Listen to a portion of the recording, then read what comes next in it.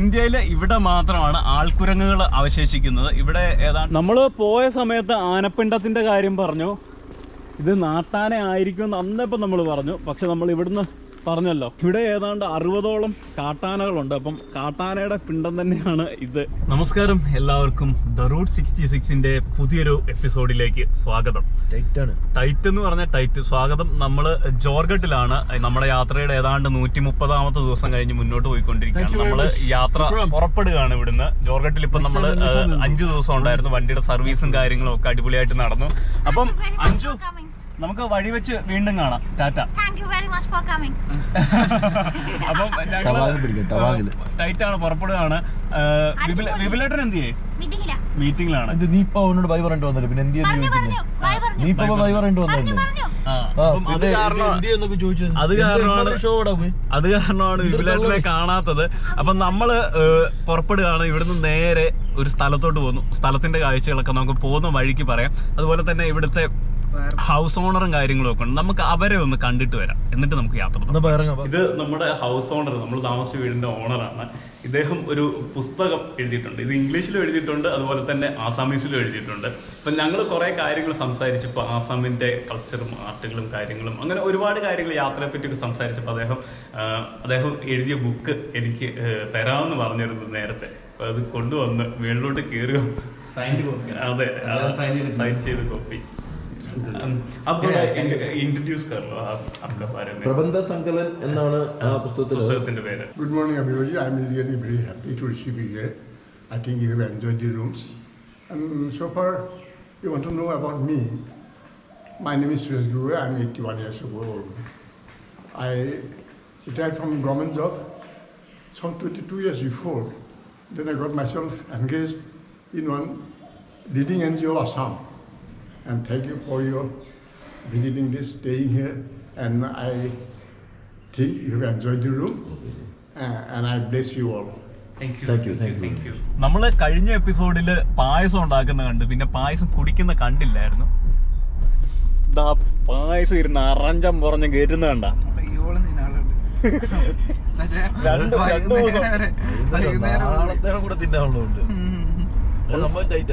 അതെ, ഉണ്ടാക്കുമ്പോ നമ്മള് കുറച്ച് തിത്തബോറല്ലേ, നേരല്ലേ? നമ്മൾ സോറി ഞാന് വീഡിയോയുടെ ഇതില് മറന്നുപോയി. സാധനം നമ്മള് ഗിബൺസ് വൈൽഡ് ലൈഫ് സാങ്ച്വറിയിലേക്കാണ് പോകുന്നത്. നമ്മുടെ ബന്ധുക്കൾ ആസാമിലുണ്ടെന്ന് പറഞ്ഞാൽ ഞാൻ വിശ്വസിച്ചില്ല കേട്ടോടാ. നമ്മുടെ പൊതുപൂർവികര് അവിടെയുണ്ട്. വിസിറ്റ് ചെയ്തിട്ട് പോവാം. അതെ, നമുക്ക് ടൈറ്റല്ലേ പോയി കാണാം. ഇല്ല, വാങ്ങിച്ചോണ്ട് പോണോടാ. ചക്കക്കുരുവല്ലോ, പഴം ഉണ്ടല്ലോ കയ്യില്, അത് കൊടുക്കാം.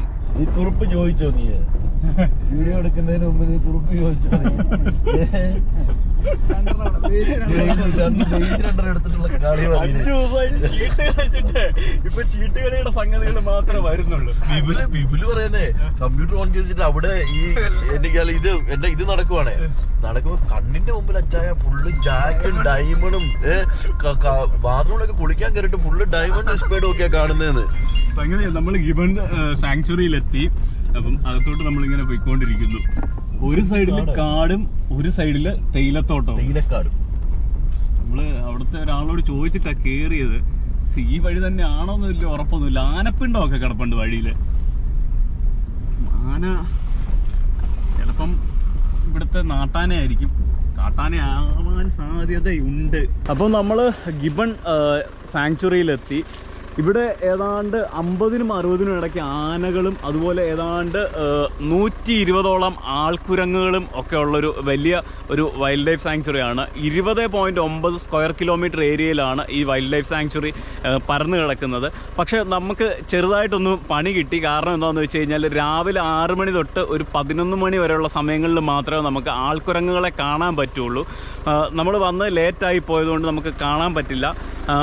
നമ്മളെന്തായാലും തൽക്കാലം ഇവിടുന്ന് വിടുകയാണ്. നമുക്ക് ഇനിയും കുറേയധികം ദൂരങ്ങൾ കവർ ചെയ്യാനുണ്ട്. പിന്നെ വേറൊരു കാര്യം എന്ന് പറഞ്ഞു കഴിഞ്ഞാൽ, എന്തൊക്കെ പറഞ്ഞു രാവിലെ വന്നാൽ തന്നെയും നമുക്ക് ആൾക്കുരങ്ങിനെ കാണാൻ പറ്റും എന്നുള്ള കാര്യത്തിൽ ഉറപ്പ് പറയാൻ പറ്റത്തില്ല. അതുപോലെ തന്നെ ഇങ്ങോട്ട് കയറാനായിട്ട് ഒരാൾക്ക് 250 രൂപ എൻട്രി ഫീസ് ഉണ്ട്. ക്യാമറയ്ക്ക് വേറെ ചാർജ് ഉണ്ട്. അതുപോലെ തന്നെ ഗൈഡ് നിർബന്ധമാണ്, ആനകളുള്ളതുകൊണ്ട് തന്നെ. അതുപോലെ വണ്ടി കയറ്റി വിടില്ല, നടന്നു വേണം പോകാനായിട്ട്. ഗൈഡിനും 300 രൂപ. അങ്ങനെയാണ് നമ്മുടെ ഗിബൺ വൈൽഡ് ലൈഫ് ഡിസ്ക്രിപ്ഷൻ ഇടുന്നുണ്ടോ? അത് ചോദിച്ചാൽ നമ്പർ തരുന്നതായിരിക്കും. ഇന്ത്യയിൽ ഇവിടെ മാത്രമാണ് ആൾക്കുരങ്ങുകൾ അവശേഷിക്കുന്നത്. ഇവിടെ ഏതാണ്ട് 20 ഫാമിലികൾ, 120ഓളം ആൾക്കുരങ്ങുകൾ ഇവിടെ ഉണ്ട്. അപ്പൊ അതാണ് ഗിബൺ വൈൽഡ് ലൈഫ് സാങ്ച്വറിയുടെ വിശേഷങ്ങൾ. നമുക്കിനി അടുത്ത സ്ഥലത്തേക്ക് പിടിക്കാം അല്ലേ? നമ്മൾ വീണ്ടും റോഡിലാണ്, പവറാണ്, ടൈറ്റാണ്. നമ്മൾ പോയ സമയത്ത് ആനപ്പിണ്ടത്തിന്റെ കാര്യം പറഞ്ഞു.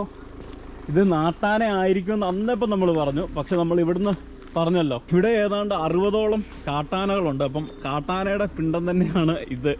അതുപോലെ തന്നെ നമ്മളുടെ ജോർഗട്ടിൽ നിന്ന് ഇങ്ങോട്ട് 20 കിലോമീറ്റർ ആണ് ദൂരം. അപ്പം ജോർഗട്ട് വരുന്ന ആളുകൾ ഗിബൺസ് പാർക്ക് മിസ്സാക്കരുത്. നമ്മൾ 2 കരിയാപ്പല ഉണ്ടോ നോക്കട്ടെ. കരിയാപ്പല ഉണ്ട്, അതും കൂടെ പറിച്ചിട്ട് പോകാം. ലഞ്ച് കഴിക്കാൻ പോകട്ടോ. ലഞ്ച് ഇളക്ക്, അങ്ങോട്ട് ഇളക്ക്. നമ്മള് ലഞ്ചെല്ലാം പാക്ക് ചെയ്ത് കൊണ്ടുവന്നായിരുന്നു. ഓ, ചമ്മന്തിയൊക്കെ അടിയിൽ നിന്ന് കൂടി ചാടി വരുന്നേ ഉള്ളൂ.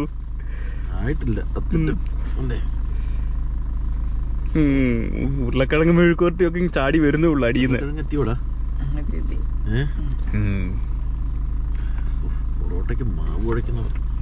പറഞ്ഞും കഴിച്ചിട്ട് നമുക്ക് ഇവിടുന്ന് മെല്ലെ മൂവ് ചെയ്യാം. ടൈറ്റ് സാധനം, മണമൊക്കെ. വഴി പാലം ഇവിടെ തീർന്നു. നമ്മുടെ വിശാലിൻ്റെ സിനിമയ്ക്കകത്ത് കാണുന്ന പോലെ ഇപ്പം താൽക്കാലികമായിട്ട് ഉണ്ടാക്കിയിരിക്കുന്ന പാലം കൊണ്ട് മുള മെടഞ്ഞിട്ടുള്ള പാലം. അപ്പം നമ്മൾ ഈ വഴിക്ക് നമ്മുടെ വരേണ്ട വഴിയായിരുന്നു. പക്ഷേ പാലം തകർന്നത് കാരണം നമുക്കിനി തിരിച്ചു പോകണം. നമ്മളിപ്പോൾ ഏതാണ്ട് ശിവസാഗറിനടുത്താണ് ഉള്ളത്. നല്ല കിടുക്കാച്ചി ഒരു പുഴയും അതുപോലെ കാഴ്ചകളും. അപ്പോൾ അവർ താൽക്കാലികമായിട്ട് അവിടെ ഒരു പാലമൊക്കെ ഉണ്ടാക്കുന്നുണ്ട്. നമുക്കിനി തിരിച്ച് പോവാം. നമ്മൾ അങ്ങനെ കറങ്ങി തിരിഞ്ഞ് വീണ്ടും ശിവസാഗറിലെ നമ്മുടെ താമസ സ്ഥലത്ത് ഇവിടെ നിർത്തുന്നില്ല. നമ്മൾ ജസ്റ്റ് പാസ് ചെയ്ത് പോവുകയാണ്. ഇവിടെ വണ്ടി ഇവിടെയല്ല, ഇതിനകത്ത്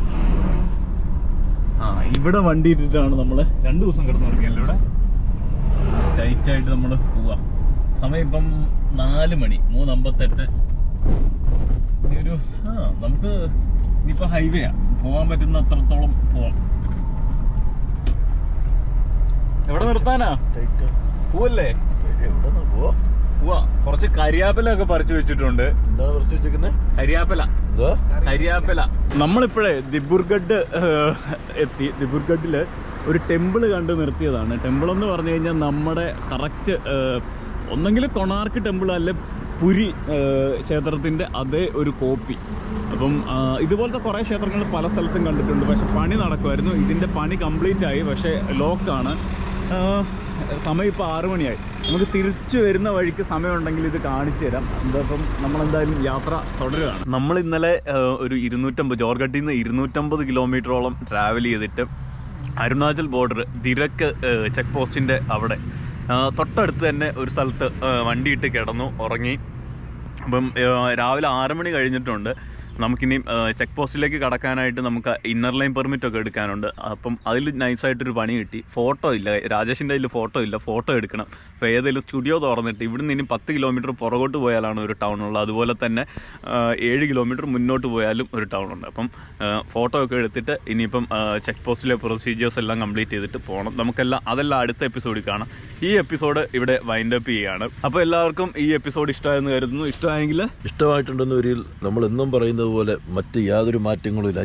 പറഞ്ഞ വാക്കിൽ ഉറച്ചു നിൽക്കുന്നവരാണ് നമ്മളല്ലേ. ഇഷ്ടപ്പെട്ടിട്ടുണ്ടെന്നവരിൽ ഷെയർ ചെയ്യുക, ലൈക്ക് ചെയ്യുക, സബ്സ്ക്രൈബ് ചെയ്യാത്തവരുണ്ടെങ്കിൽ സബ്സ്ക്രൈബ് ചെയ്യുക. നല്ല നല്ല കമൻറ്റുകൾ അല്ലേ, തിരുത്തേണ്ടത് ചൂണ്ടിക്കാണിക്കുക.